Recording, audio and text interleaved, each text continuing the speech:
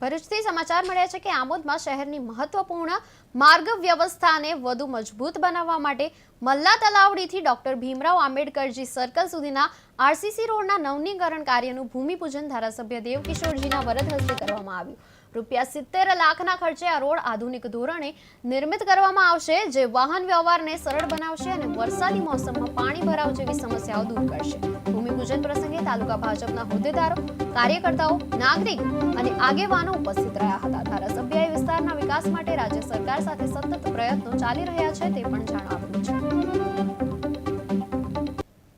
આજ રોજ ભારતીય જનતા પાર્ટી ના સૌ આગેવાનો દ્વારા, જેમાં આમોદ શહેર તેમજ આમોદ તાલુકાના સૌ કાર્યકરો દ્વારા જિલ્લા પંચાયત દ્વારા મંજૂર થયેલ મલ્લા તળાવથી સંવિધાનના રચયિતા એવા બાબા સાહેબ આંબેડકર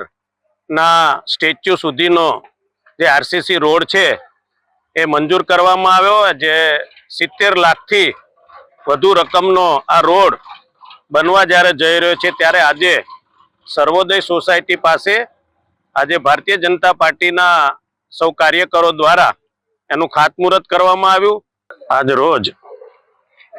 ભારતીય જનતા પાર્ટી ના સૌ આગેવાનો દ્વારા, જેમાં આમોદ શહેર તેમજ આમોદ તાલુકાના સૌ કાર્યકરો દ્વારા જિલ્લા પંચાયત દ્વારા મંજૂર થયેલ મલ્લા તળાવથી સંવિધાનના રચયિતા એવા બાબા સાહેબ આંબેડકર ના સ્ટેચ્યુ સુધીનો જે આરસીસી રોડ છે એ મંજૂર કરવામાં આવ્યો, જે 70 લાખથી વધુ રકમનો આ રોડ બનવા જ્યારે જઈ રહ્યો છે, ત્યારે આજે સર્વોદય સોસાયટી પાસે